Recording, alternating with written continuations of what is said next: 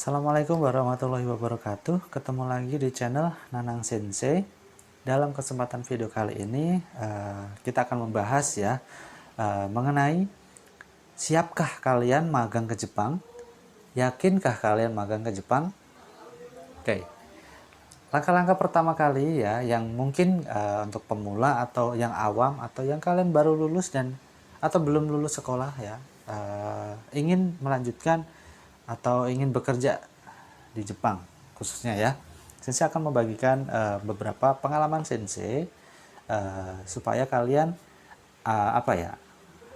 tidak ketipu oleh oleh LPK abal-abal dalam tanda kutip, karena banyak sekali para orang yang kekurangan informasi ya, itu ngasal saja ikut-ikutan temen lah atau disarankan oleh si A si B, akhirnya ya kena tipu dan banyak juga kerugiannya gitu. Oke, yang pertama kalian mau magang ke Jepang itu cari SO yang LPK yang sudah SO, maaf ya. Beberapa LPK di Indonesia ini banyak ya untuk LPK yang sudah menjamur untuk yang SO. SO itu apa? Sending Organization. Jadi perusahaan atau LPK yang sudah bekerja sama dengan Bina Latas itu yang bisa memberangkatkan sendiri pemagangnya. Kalau yang LPK yang belum SO, biasanya mereka hanya mendidik, melatih. Kalau itu disebutnya ya hanya menitipkan saja gitu. Misalkan kalian mau daftar di LPK yang tidak SO, berarti di situ hanya pelatihan bahasa, budaya, terus dilatih pelatihan kerja mungkin ya, atau pelatihan matematika, diajarkan fisik, mental, dan kedisiplinan, seperti itu saja. Dan pada akhirnya nanti kalian akan dititipkan atau dipindahkan ke yang SO tadi.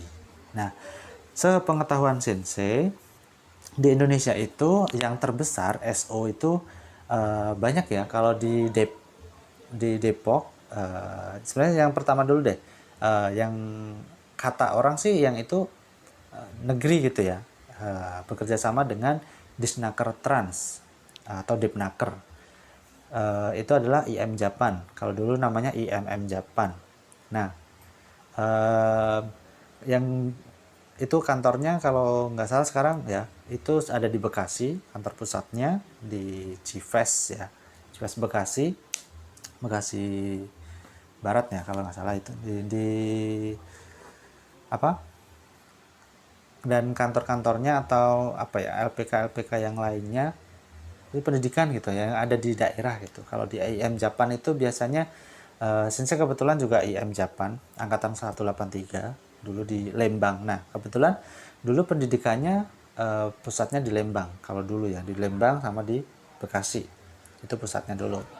Jadi kalau IM itu mereka adalah disebutnya LPK atau ya lembaga pengiriman yang sudah SO memang yang negara gitu ya, resmi gitu. Dia tidak bayar gitu. Pendidikannya itu ada di daerah dengan ada di pusat. Kalau yang dulu, yang pengalaman Sensei dulu adalah di Lembang dengan di Bekasi kalau yang di pusatnya. Pendidikannya di daerah itu 2 bulan dan di pusatnya itu 2 bulan. Di daerah itu tergantung dari tempat kalian daftar. Misalkan kalau dulu Sensei di Semarang ya daftarnya, jadi pendidikannya di daerahnya ya di Semarang. Ada di Yogyakarta, ada di Bandung, biasanya juga larikan ke Semarang. Ada dari mana, Pacitan kayak gitu.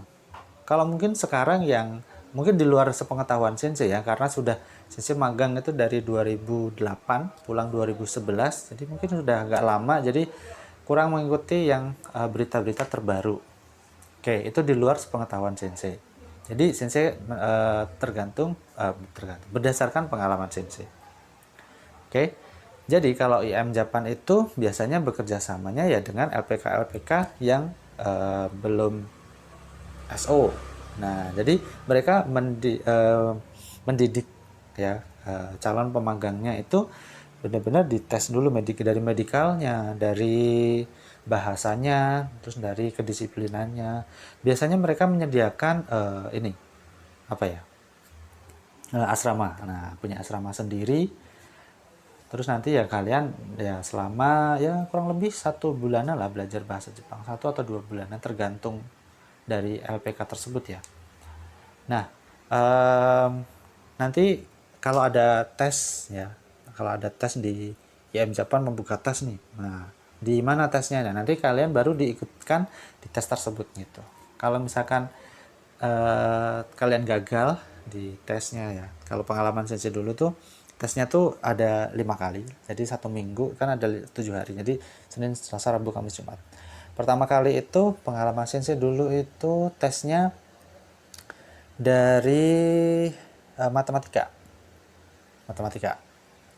Matematika ini gampang sih sebenarnya, hanya tes menghitung dasar, matematika dasar, perkalian, penjumlah ya, pembagian, penjumlahan dan pengurangan.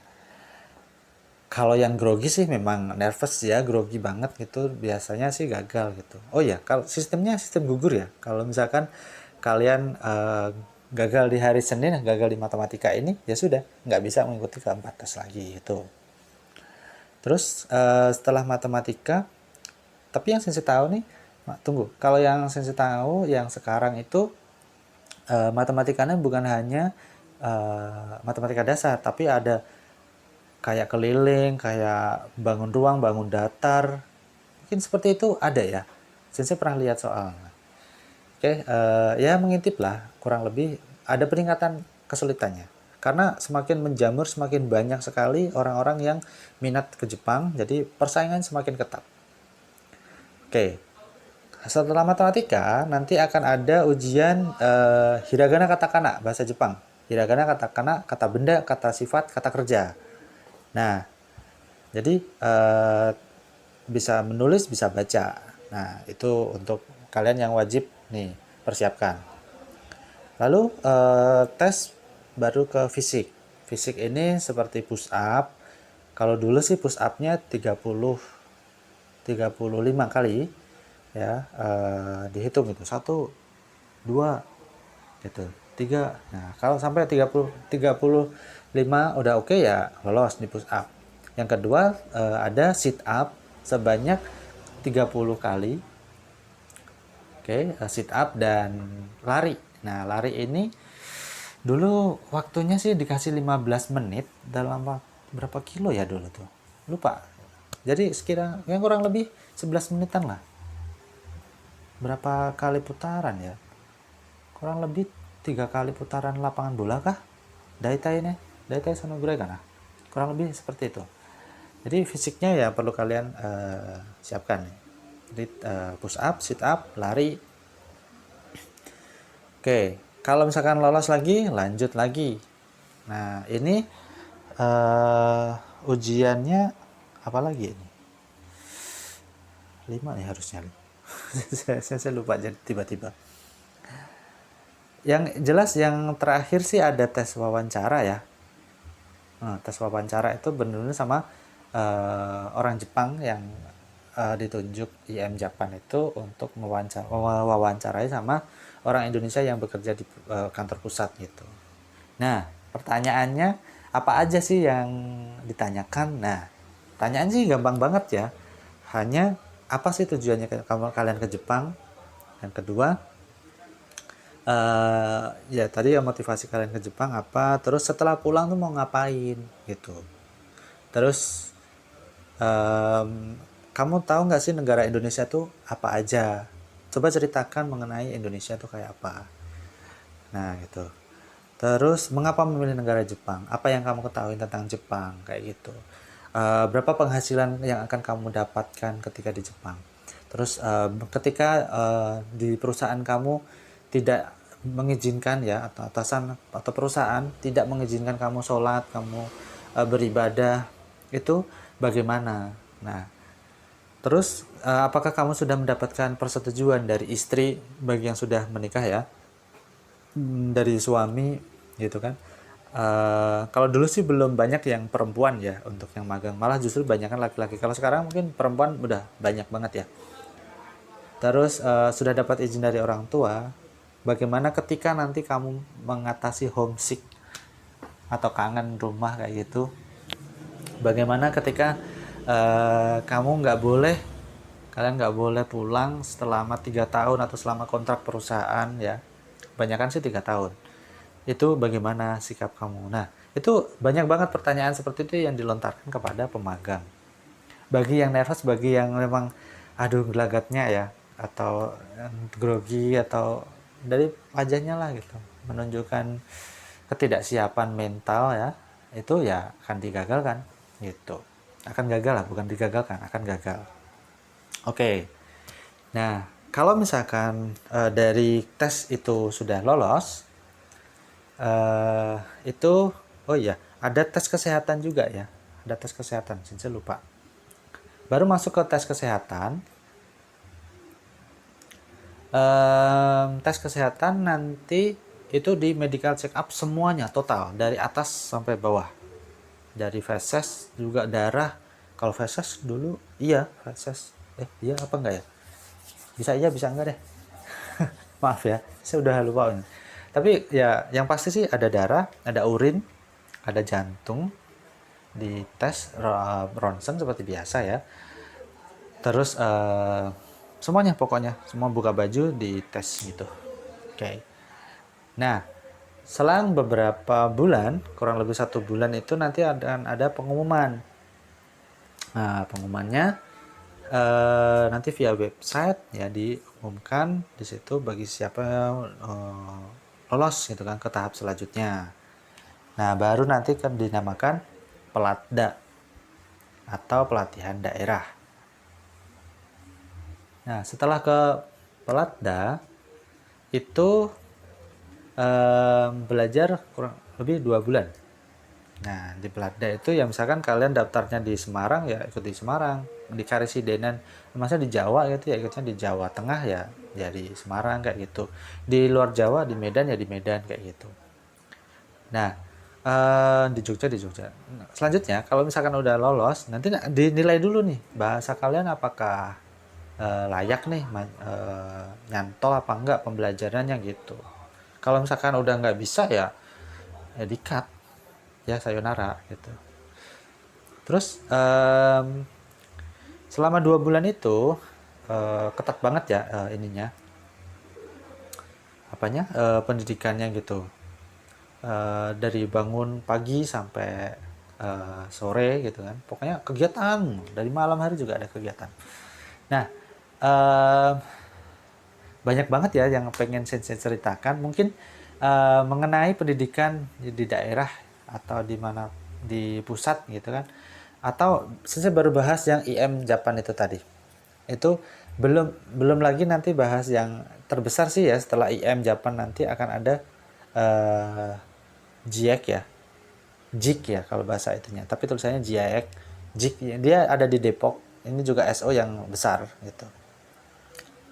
Yang setahu sensei sekarang bukan hanya pemagang umum tapi pemagang caregiver. Yang IM juga pemagang caregiver juga ada. Terus yang ketiga ini yang terbesar ya mungkin ada Minori ya, PT Minori, dia di Cikarang. Eh, dia juga lumayan besar gitu kan. Ketiga kalau nggak salah ya menurut sensei. Selanjutnya ada LPK kayak di banyak sih yang LPK yang SO lainnya, tapi yang terbesar itu dari Indonesia itu ada 3. Ada IM Japan, ada JIC, ada Minori. Kalau setahu sensei sih ada di Bandung juga ada, namanya apa ya lupa sensei. Ada di mana itu? Yang ngapak-ngapak itu punya teman sensei itu. Di luar Jawa juga ada, di luar Pulau Jawa. Kebetulan saya tinggalnya di Pulau Jawa ya, jadi tahunya yang ada di ya sepengetahuan sensei seperti itulah gitu. Jadi hati-hati dalam memilih LPK supaya kalian tidak tergiur ya dengan penawaran dengan bahasa marketingnya yang wah dengan bisa memberangkatkan dengan cepat, bisa memberangkatkan dengan gampang kok kayak gini. Nah, tapi ujung-ujungnya nanti disuruh bayar sekian juta gitu. Nah, berapa sih sebenarnya bayarnya kayak gitu, dan apa eh, biayanya yang harus dikeluarkan, terus apa saja sih yang harus dipersiapkan ketika kita memasuki tahap selanjutnya kayak gitu. Nah, lanjutkan nantikan kelanjutan videonya di pembahasan berikutnya. Hai, arigatou gozaimashita. Jika ada saran atau komentar atau kritikan, silakan ditulis di ya di komentar ya, di kolom komentar kalian. Oke, arigatou gozaimashita.